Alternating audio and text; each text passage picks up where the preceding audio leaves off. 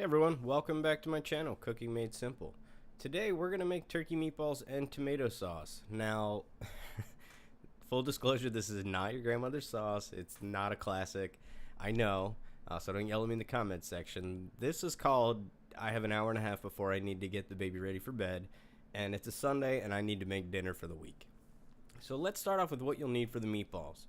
You'll need 1 pound ground turkey or ground turkey breast, 1 egg, 1 teaspoon garlic powder, 1 tablespoon dried basil, 1 tablespoon dried oregano, 1 tablespoon dried parsley, half teaspoon of salt, half teaspoon of pepper, and a half cup of breadcrumbs. Now, important note, if you're just cooking the meatballs by themselves and you'll add the sauce later, I would probably use 2 eggs and a tablespoon or a teaspoon of olive oil. That'll help keep them moist in the oven. I'm only using 1 because I'm going to partially cook the meatballs and I'm going to finish them in the sauce and let them boil, and I don't want them to break apart as I continually stir it. Additionally, you can use 1 tablespoon Worcestershire sauce for flavor. I normally do, but to be honest, I forgot at the store today, so we're going to make it without it. Another nice option is adding minced onions and grated Parmesan or ricotta cheese to it. That'll give it really good flavor. As always, I'll note the ingredients that I use and the optional items in the description section below, so you could just copy and paste it and take it right to the store. Now, you're going to want to mix it by hand until the ingredients are separated thoroughly and avoid any large chunks of dried spices. I'd also recommend taking off any jewelry before you start mixing or wearing gloves because it's messy and it will get everywhere. Once it's mixed, take even amounts or somewhat even amounts and roll them into balls in a non-stick or coated cooking pan. Bake at 350 for partially cooked about 10 minutes, maybe 15 depending on how hot your oven runs. And if you're going to finish cooking, I'd say 15 to 20 minutes. Now, as I mentioned, every oven can be different, and additionally, how small or large you make the meatballs can adjust time, so it's okay to crack one open and make sure. If you are finishing them in the sauce, I would probably err on the side of less because you're going to boil them for about 45 minutes to an hour, and that will finish them just fine. So next, we're going to move on to the sauce. For the sauce, you're going to need a half a red pepper, half a green pepper, half a sweet onion, 1 tablespoon of olive oil, 1 tablespoon chopped garlic. You will bring 1 can of tomato sauce and 1 can of whole peeled tomatoes in later, but right now, following the video, as you can see, I'm just chopping the vegetables in medium to large chunks, throwing them right in the pot. I will add the tablespoon of olive oil and the tablespoon of garlic and throw them on the stove at medium to low heat.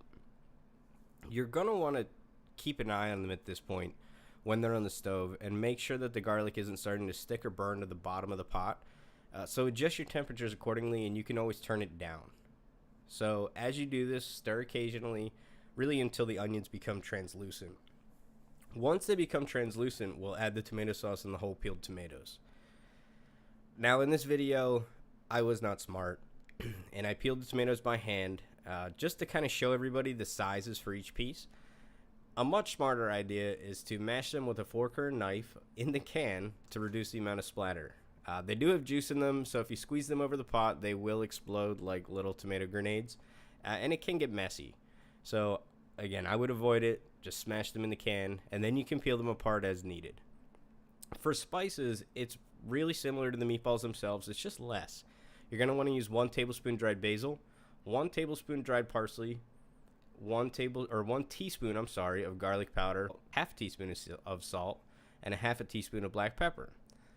Some nice alternatives here would be adding fresh basil leaves instead of the dried basil, and that always comes out really well. Or crushed red peppers for a more Fra Diablo. Some people like spicy, I personally do, but you can always add that later when you're reheating it in a smaller saucepan. So you're going to want to stir everything together until it's mixed thoroughly. You, again, want to avoid any large clumps of dried ingredients. And then you can add your partially cooked meatballs, cover, and really just medium-low until it starts to get to that boil. Then you can adjust your temperature down so it doesn't burn. So as it comes to a slow boil, continue stirring and continue turning your temperature down to the point where you get that slow rolling boil. And really, I would say 20 minutes or so if you use the partial meatballs. Once it's continually boiling, you could taste it at that point. They should be cooked, and you can make sure that the flavors and everything is to your liking. Now, I'm showing an alternative to pasta, which is squash run through something called a veggetti that you can buy at Bed Bath & Beyond and other stores, and I'll put a link in the description below. I've sped up the video for time, but you can see it's pretty simple to make. Just a non-stick pan, run the squash or zucchini through the veggetti, sprinkle some salt, some pepper, and some garlic, and saute on medium to low until really it's just soft and somewhat translucent, but it won't get fully translucent. And yeah, that's about it. So after about an hour of low boiling and stirring every 10 to 15 minutes, I'd say your sauce is pretty much done. Now the easy part. Grab some plates or bowls, throw some pasta or squash in there, plate, and enjoy. We generally make this every 3 weeks or so, and it lasts us about 4 days. So for a family of 4, I'd say you're probably looking at 2 solid days of dinners for about an hour and a half of cooking time, which is pretty good. Now, please leave any questions or feedback in the comments section below. I hope you guys enjoyed this video. If you want to see more simple cooking, be sure to like and subscribe to the channel. Thanks, everyone. Until next time.